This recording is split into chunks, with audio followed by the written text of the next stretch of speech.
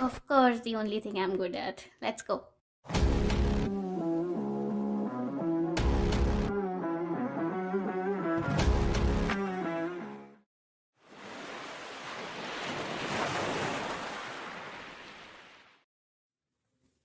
The sanctioned tanker Andaman Skies, part of Russia's elusive ghost fleet, set sail from Murmansk, bound for India's Mundra port, carrying a shipment of crude oil.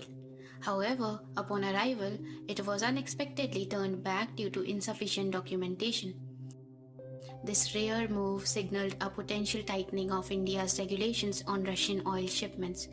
As the world's third largest oil importer, primarily reliant on Middle Eastern supplies, India's decision raised questions about its evolving stance on energy security and geopolitical alignments. But beyond this one incident, what do we really know about the companies behind Andaman Skies? And how deep do its past entanglements with more shadowy organizations go? Let's dig further.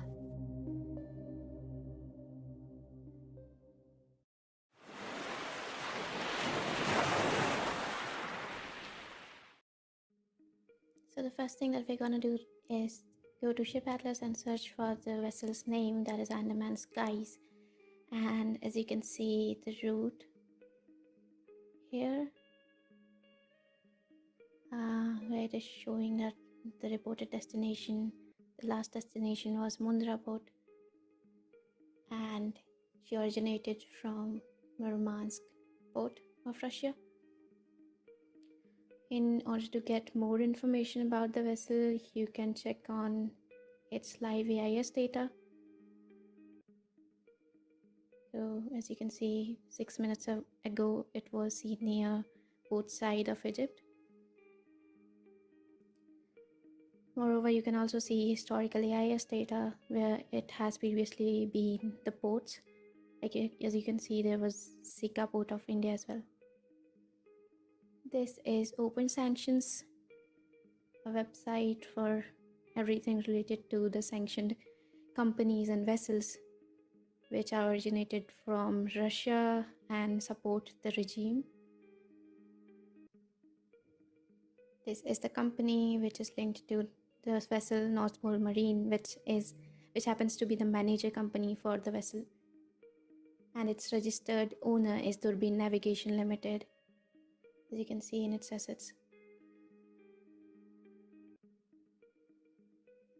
Secondly, this is a Ukrainian website similar to Open Sanctions, War Sanctions, and here you can find more information about it, like the additional information that you can get, such as the visited ports. Here you get the entire map for it. And when we zoom in on India, we see 2 ports where it has been: Mundra, and I guess the next one will be Sika. Now going on to Google Earth with the same address for the company which is located in India, obviously, North Pole Marine. So this is its address, which is Premalaya building nearby Sion Trombe Road, and this is what we got when we searched about the Premalaya building. This is the one photo, but it is based in Bandra West as per that website. So what we're gonna do is just search for the distance between the 2 destinations, Bandra West and Sion Trombe Road.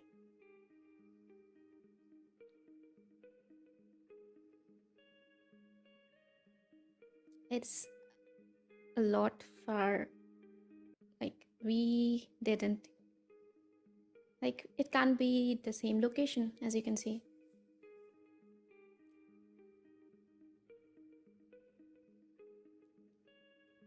Now searching for the Durbin Navigation, the registered owner's address, which happens to be in Dubai, Barjuman Business Tower.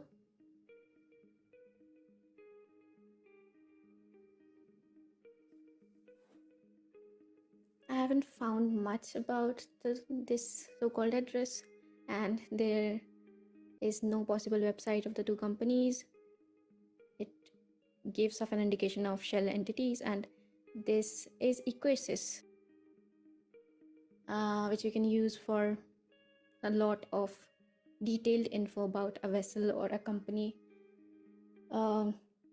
This is a shipping information system. You can see all the routes, geographical information about the vessel, its regular inspections that were done. And coming on to ship history, we can see the name changes, former flags and the current flag, and class renewal surveys. So this is the most important part, which are the companies registered and linked to this vessel. So what we're going to do is go to North Pole Marine's page and look for more if there is an additional fleet attached with the same company, because it is possible that it could also be included in the shadow fleet. So these are the 7 vessels which are most likely a part of the Russian fleet. And as you can see, all are oil tankers. Now we go to Eastern Pearl.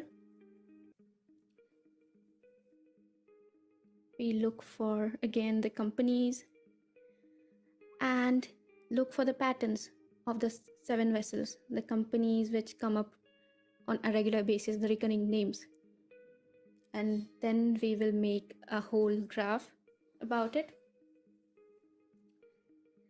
linking the North Pole Marine with other ISM manager and shipper commercial manager companies, as well as their registered owners.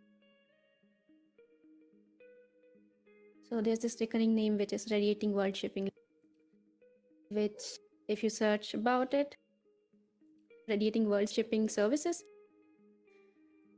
you're gonna find that name everywhere on news websites about the Russian shadow fleet, the major company which operates that fleet.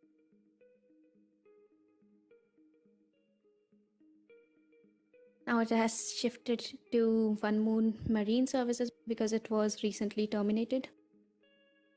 The last company was terminated by the US government. Now, as you can see in these addresses of some of these companies, how they are linked to each other. Run a navigation with North Pole Marine, and these are clearly shoddy names that were used, and these are basically what investigators call the brass plate addresses. So now it's time to make sense of the data that we gathered. There's an article by Lloyd's List dedicated to Radiating World Shipping Services LLC, a major entity involved in funding war crimes in Ukraine, and now this has been related to another sanctioned company, Voyages Shipping Services, and the other vessels linked to it are being shifted to 2 other companies as well.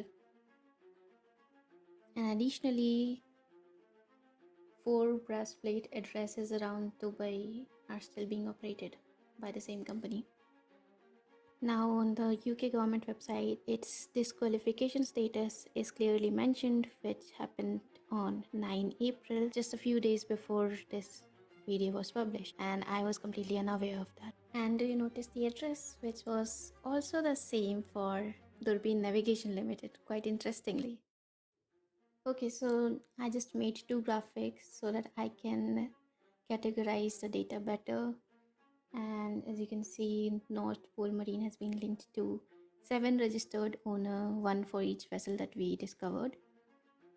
And the second one is about the recurring names of ship and ISM manager companies. And we found around 6 companies, and the numbers that are written in brackets are all about the number of times they were mentioned. So finally we are done. Please don't hesitate to ask in case you need any help with OSINT resources or any topic suggestions you have while we move on to the next video. Thank you for watching. Bye bye.